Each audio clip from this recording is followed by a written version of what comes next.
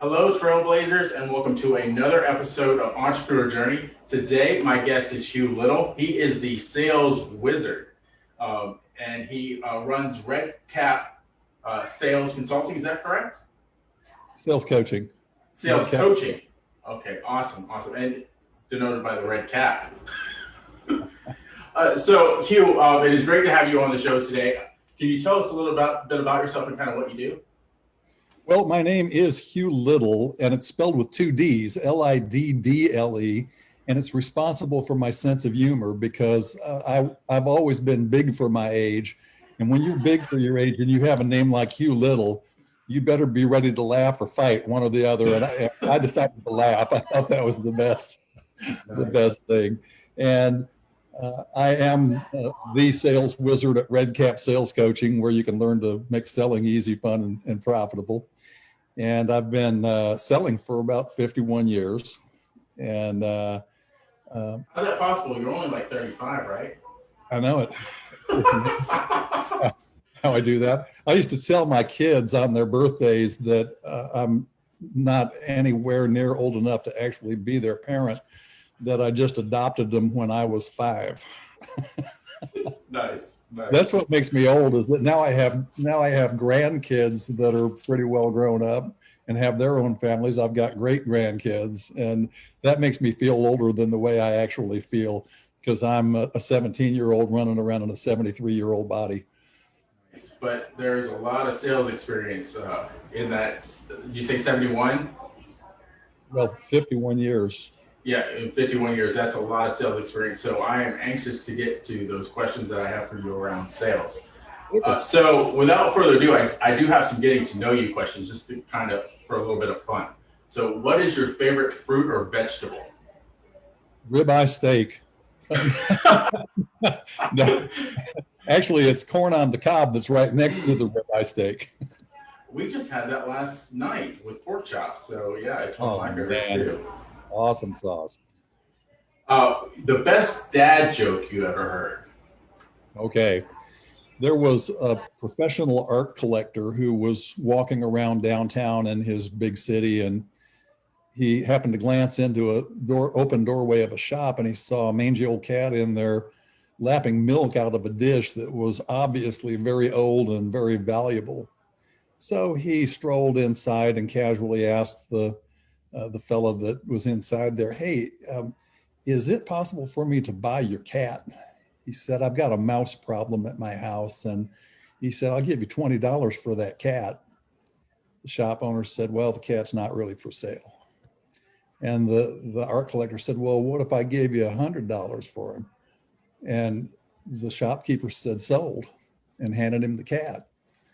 And the art dealer said, "You know, for $100, he said, how would you feel about just throwing in that dish? Because the cat's used to it and I don't have to go out and buy another one. I don't really have anything at home that'll work."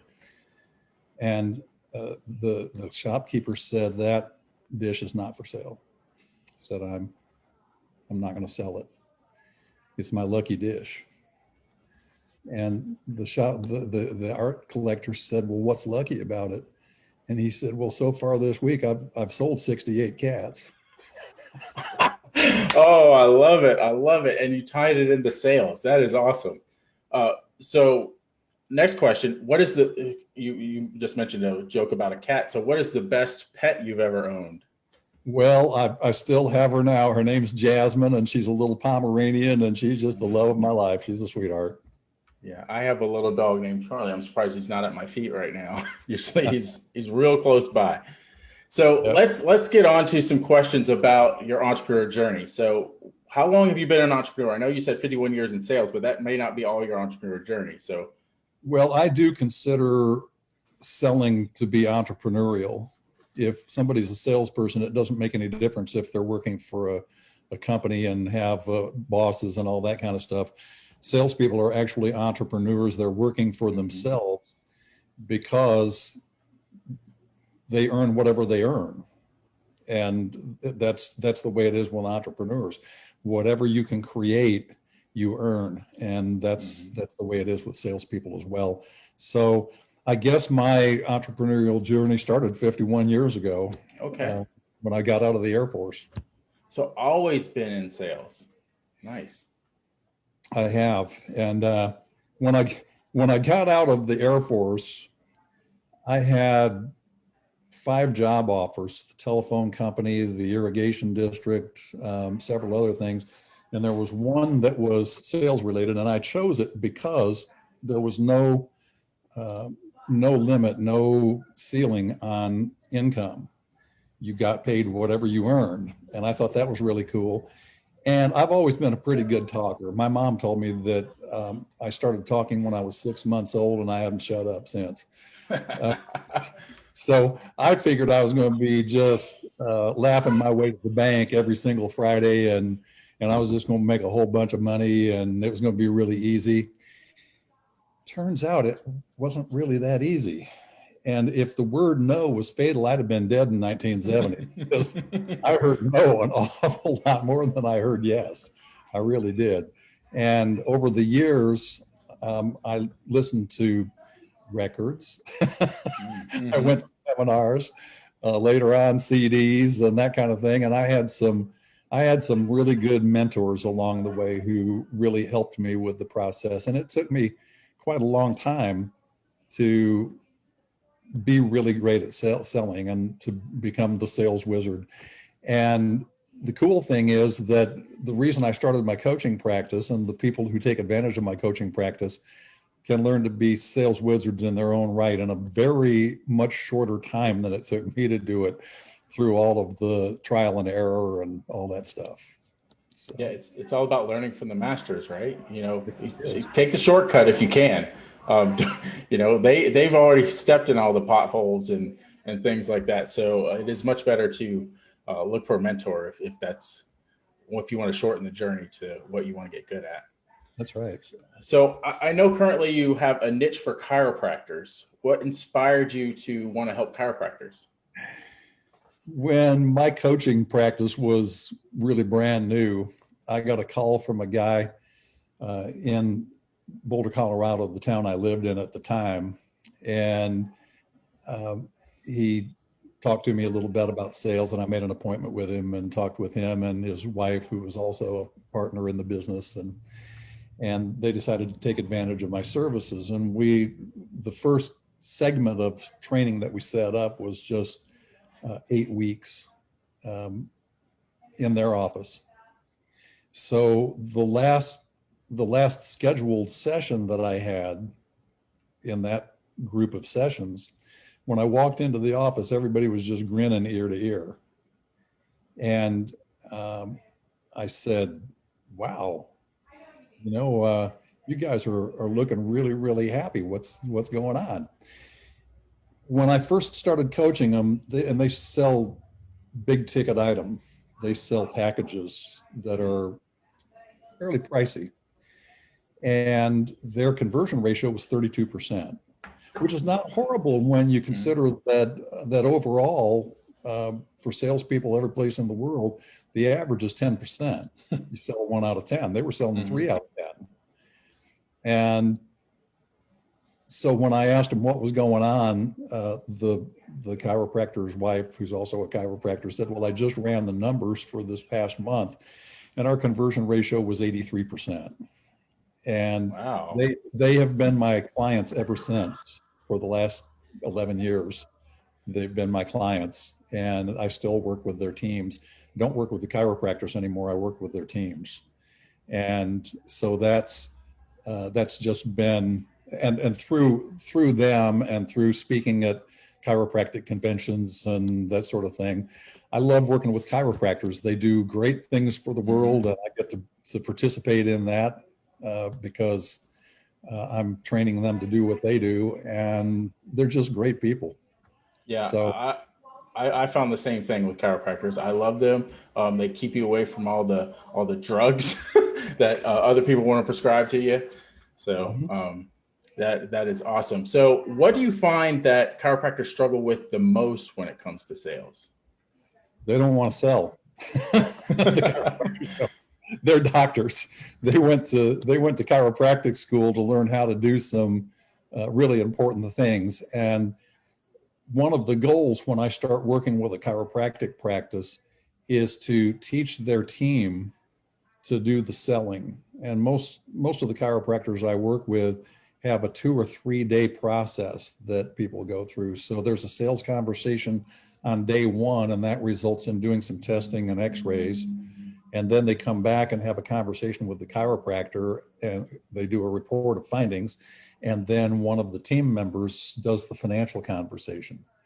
So the chiropractors love it when their team can do all of that kind of thing and they don't have to participate. All they have to do is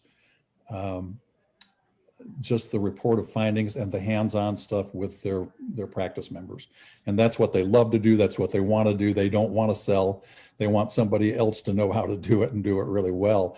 And the chiropractor that I was telling you about just a minute ago had a challenge with his heart and had to have open heart surgery, and then had a couple of strokes after that. And he was out of the office for 10 weeks, and his wife was also out of the office for 10 weeks. They have an associate chiropractor who took care of the patients. His team took care of all of the sales. And when they came back to work, their practice was bigger and there was more money coming in than when they left. That is awesome. And that's the goal for most chiropractors. If I wasn't even here, the office would run just fine. I would make money and everything would be great. And then I could come back whenever I want to and do what I do. So I think that that's what they're really looking for when it comes to sales, is to have somebody else do it. And so training their teams really is a big part of the process. A side note, this wasn't on my list of questions, but you had mentioned that in a question previous, an answer previous, that they had high ticket offers or high ticket services. Is that something you help them establish if they don't already have that in place to have a higher end service? Yes. Okay. Absolutely. Awesome. Absolutely. Because there's a lot of chiropractors that could benefit from that. Well, there's a lot of doctors have people come in and take care of their investment just on a per visit basis. And if you have people coming in on a regular basis, which is another great goal for chiropractors, and not just a one and done, but having people come in and become lifetime practice members there. When you have that, it's so much more convenient to do it on a monthly basis or pay in full for a period of time. And so that's the kinds of packages that we try to set up. And I also should hasten to say that I do work with any kind of service-oriented business. So realtors, air conditioner and heating guys, marketing companies, any kind of service-oriented business can really benefit from the sales process that is taught at Red Cat. Nice. So one of the biggest things with sales is objections. Is there a way to clear objections before they even come up? And if there is, can you talk about that a little bit? Well, as you're really well aware, Doug, because you're an expert in this area in your own right, selling is almost exclusively about asking questions. So in every step of the sales process, there are questions that are involved.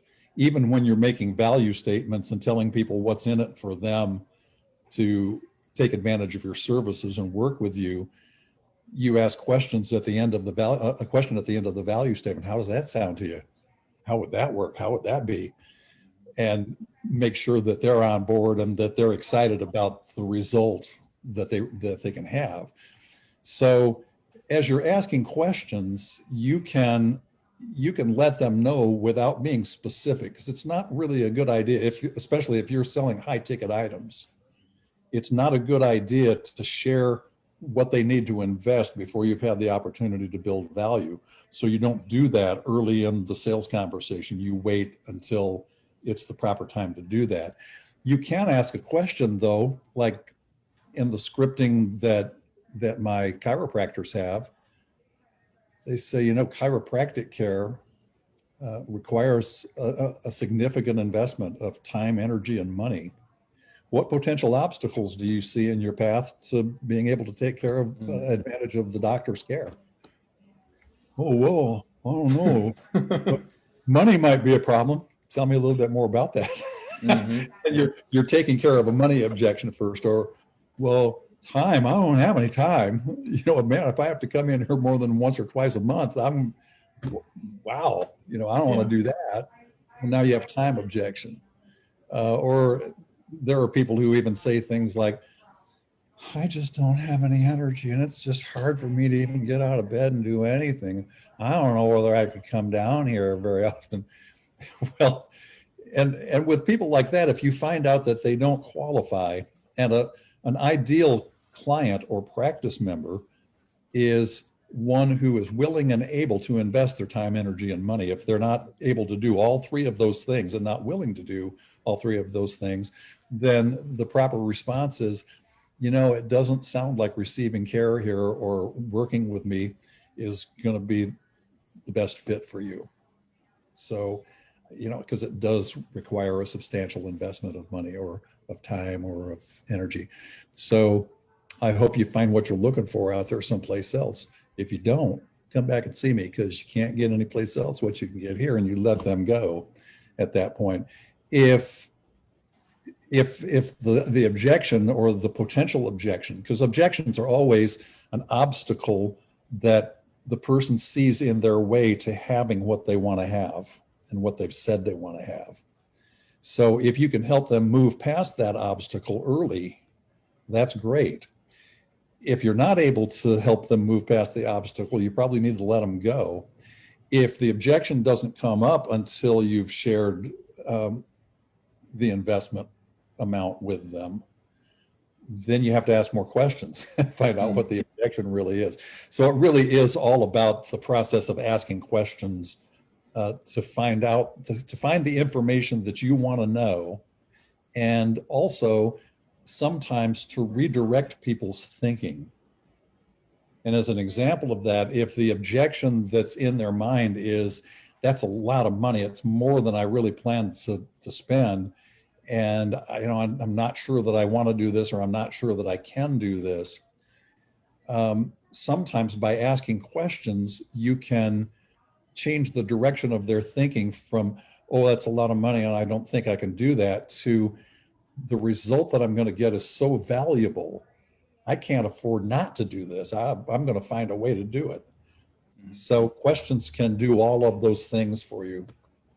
Something that you brought up in there that I think is also key is that you don't have to force everybody to be your client. Like, you don't have to fit them into what you're doing. You don't have to make every sale. It has to be a fit, right? Yes, and my sales philosophy, just so everybody knows, is that it's not our job as salespeople to get other people to do what we want them to do, or what we think they should do, or even what we know they should do. All chiropractors know that everybody needs chiropractic care. Mm-hmm. They all know that. Your potential practice members or your potential clients don't know that. I know that everybody could really profit from sales coaching. Everybody can get better at it. I have a sales coach, believe it or not, after 51 years. He doesn't tell me a whole lot of new things that I haven't heard before. He just reminds me of all the junk I'm not doing that I really should be doing, and I know I should be doing, and I'm just not. So having a sales coach is really valuable. And sometimes people don't know they need a sales coach, or they don't think they want a sales coach. And in situations like that, you're not the jackass whisperer. You don't have to tell somebody that they should do something because you think they should, or because you know they should. You don't have to do that. Go out and market to and sell to the people who are looking for what you have available. And when you do that, you're going to have a killer conversion ratio. And all you're doing when you're selling is making an offer to people. It's like having a party and you bake up a batch of the world's best chocolate chip cookies, and your guests arrive and you're walking around with your plate of cookies. The whole place smells like fresh baked cookies, and it's just terrific. And you go up to a guest and you say, hey, how would you like to try one of the world's best chocolate chip cookies? No, I'm on a diet, I better not. Go to somebody else. How would you like to try one of the world's best chocolate chip cookies? Well, I just ate not too long ago. I'm just not hungry. Or, I don't really like chocolate, or I don't really like cookies, or whatever. And then as you continue to do that, somebody's going to say, oh, chocolate chip cookies. I love chocolate chip cookies. Give me 3 of them. And so all you're doing when you're selling is you're just making an offer. How would you like to have some sales coaching that will help you just totally increase your conversion ratio, sales, and revenue? How would you like to have some chiropractic care that will allow you to move from where you are now to a place of optimal health? How would you like to find your dream home and the one you've always been looking for and be able to move into that baby and just enjoy it for the rest of your life? Just make it an offer. Yeah. And if somebody says no, that's their choice. It's up to them. And it's not up to you to try to get them to do that. You're just looking for the people who want what you got. Yeah. So I believe sales might be one of the hardest things for a business owner to let go of because it's the revenue, right? Has that been your experience? And can you kind of talk on that a little bit? I have a couple of people who sell for me that are really good at it, and I'm really good at it and I enjoy it. So I don't mind doing it too.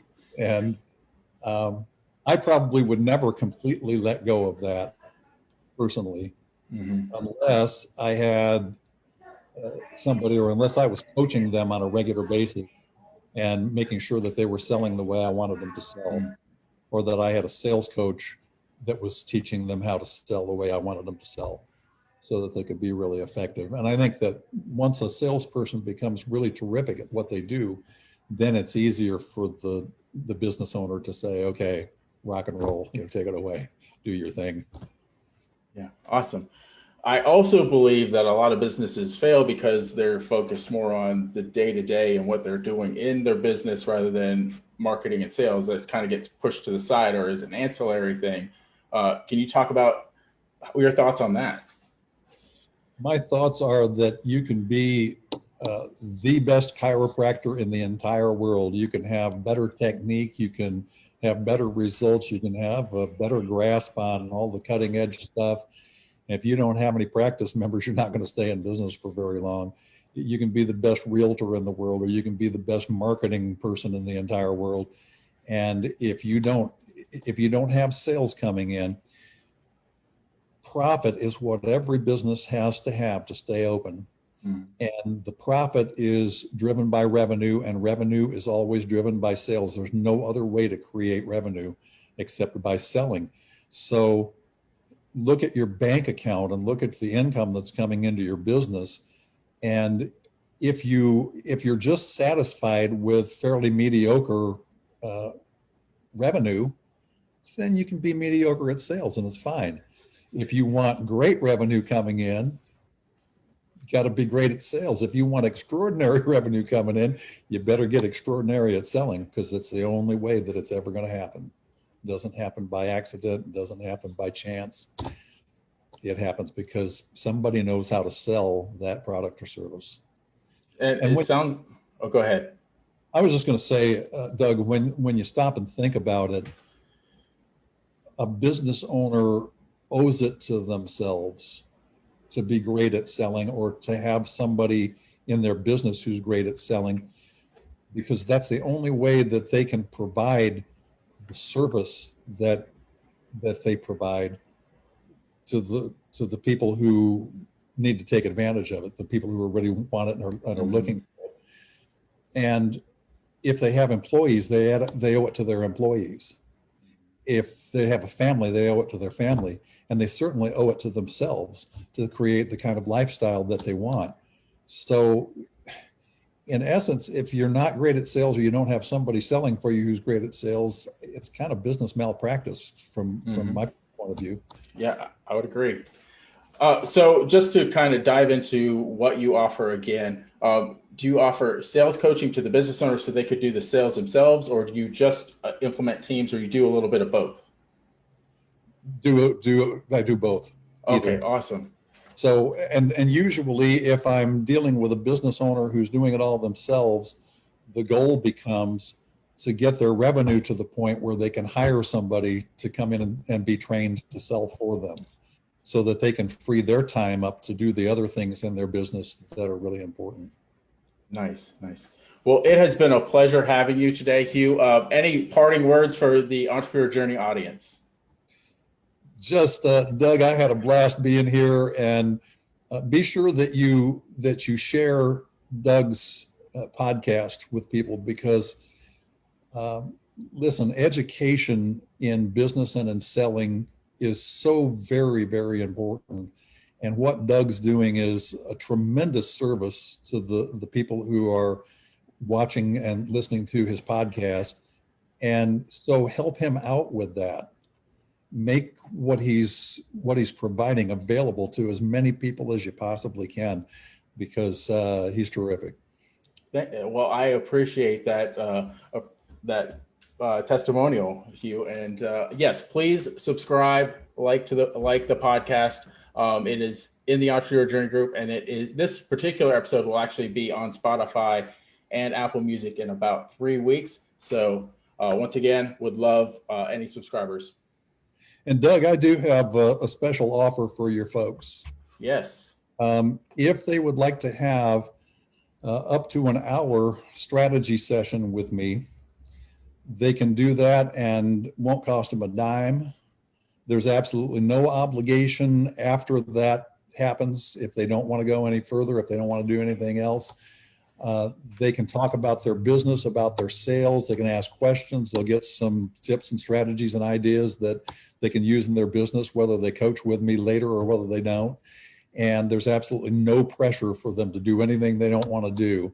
And so all they have to do is schedule a time on my calendar at bit.ly, bit.ly/wizard-strategy. And when they book that time in, we'll just have a fun, friendly conversation, and they can get all of that good stuff, and they'll find out in the course of that whether coaching with me would be a great fit for them or whether it wouldn't. Awesome. So, and on social, where we're going to share this, if you supply that link to me, Hugh, I will post that link below so they can book straight from that link. And absolutely will. It has been awesome having you, and I look forward to continuing our connection, because I've talked with you once before and we've had great conversations. So Doug, this has been a blast, and I really appreciate you having me on, and I'd be honored to come back and be on your show anytime. All right. Thank you so much. Thank you.